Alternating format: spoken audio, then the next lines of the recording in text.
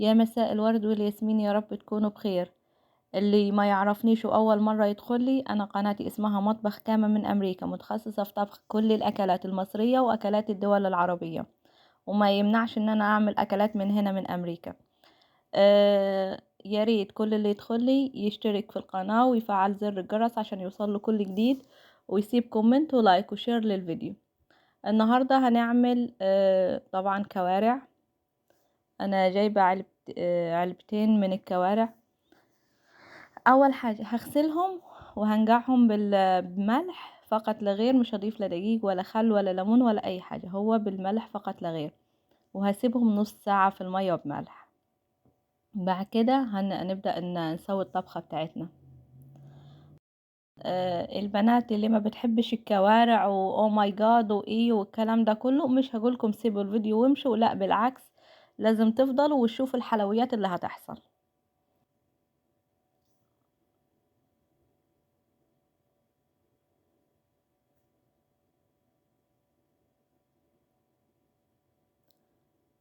انا هستخدم بصلة واحدة متوسطة. طبعا هتقولي لي ليه انت بتقطع البصل بالسكين؟ كان ممكن تعمليه في الكبة. انا بعمل احيانا في الكبة لما بتكون كميات كبيرة، بس لما بتبقى كمية صغيرة بعملها على ايدي بالسكينة.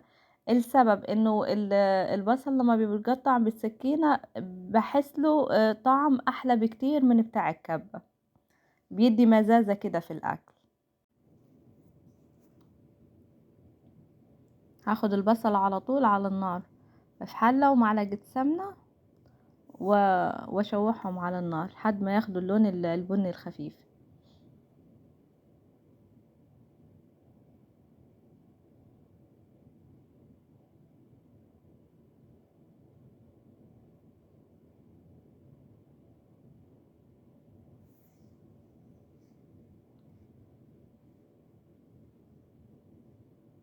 ملح وفلفل بس، توابل. في الحاجات المتسبكة ما بحبش اضيف اكتر من ملح وفلفل، مش عايزة الاكلة كلها تبقى توابل مختلفة. انا ما معرفش يعني اميز ما بين دي ودي، انا عايزة يعني الطعم الاصلي في الاكلة. وبعدين زمان كانوا بيعملوا الاكل ما فيش توابل، يعني كان الاكل ملهوش حل معاهم صراحة. مش المشكلة فينا احنا دلوقتي، المشكلة في ان احنا بنشوف الناس بتحط توابل كتير، فيبقى احنا نحط توابل كتير. لا، هي الاكلة هتطلع حلوة بالتوابل الكتير، بالعكس، كل ما التوابل تكون قليلة ومش كتيرة الاكل بيطلع تحفة، بيبقى عامل زي اكلات الناس بتاعت زمان. هنا انا ما ضفتش ولا يعني نقطة مية لحد دلوقتي، والبصلة بدأت تلون اهو. انا هنا بوريها لكم.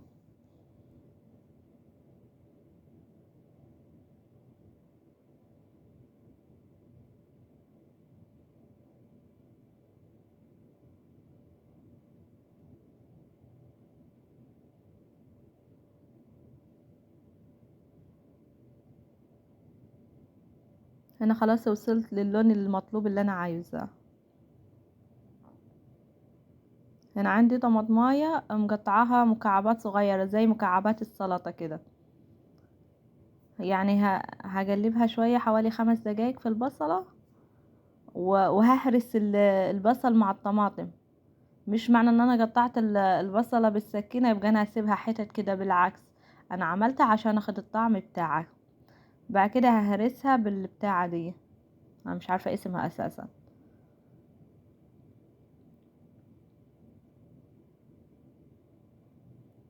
لحد يعني تبقى كده آه، خشنة شوية بس مش حتت كده، يبقى تمام. واللي يحب يسيبها قطع كده برضو اتس اوكي، واللي يحب يعملها في الكبة يريح روحه، مفيش مشكلة. انا بحب اتعب شوية في الاكل بس عشان الاكل يطلع حلو في الاخر. اهو شايفين البصل والطماطم ده بس مش ناعم خالص.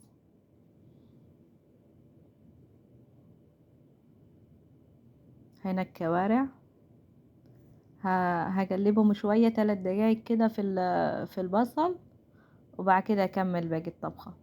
الموضوع مش صعب خالص.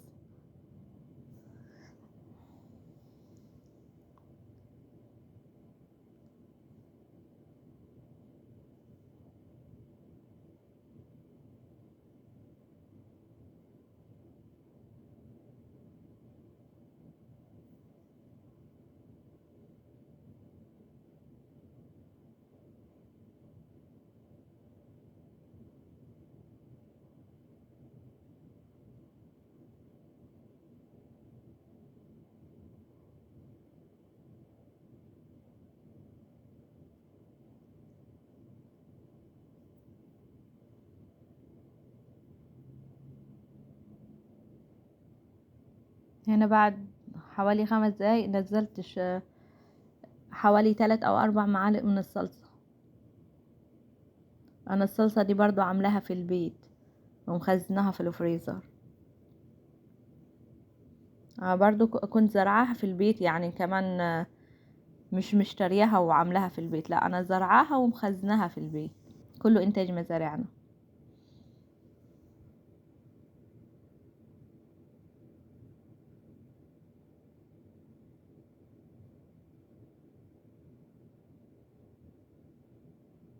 برضو هسيب الكوارع في الصلصة يعني 5 دقايق برضو يتشربوا من بعض، وهضيف المية بس كده. الموضوع ما فيش اسهل من كده.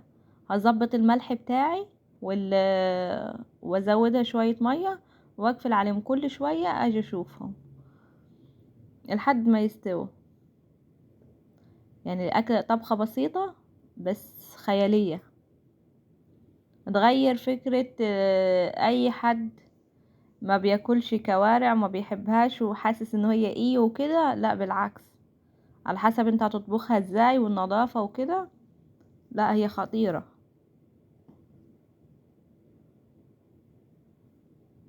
وبعدين الحاجات دي ما بتتاكلش بره، يعني الواحد الحاجات دي بيعملها في البيت. انا عن نفسي في البيت اكلها بس ما اكلهاش بره، ما اكلهاش عند حد. الا لو ناس يعني ان انا عارفاهم وعارفة طريقة طبخهم وكده. بس هنا بعد ما الاكلة استوت يعني بيجي زبدة. بس فبقولكم يعني انا الحاجات دي بعملها في البيت واكلها في البيت وتمام، بس ما اكلهاش بره، ما اكلهاش عند حد ان انا ما اعرفهمش كويس. لكن ناس عارفاهم وبيروحوا ويجوا عندنا واحنا نروح ونيجي عنديهم اتس اوكي تمام. غير كده لا. بالذمة في حلاوة بعد كده؟ مستحيل.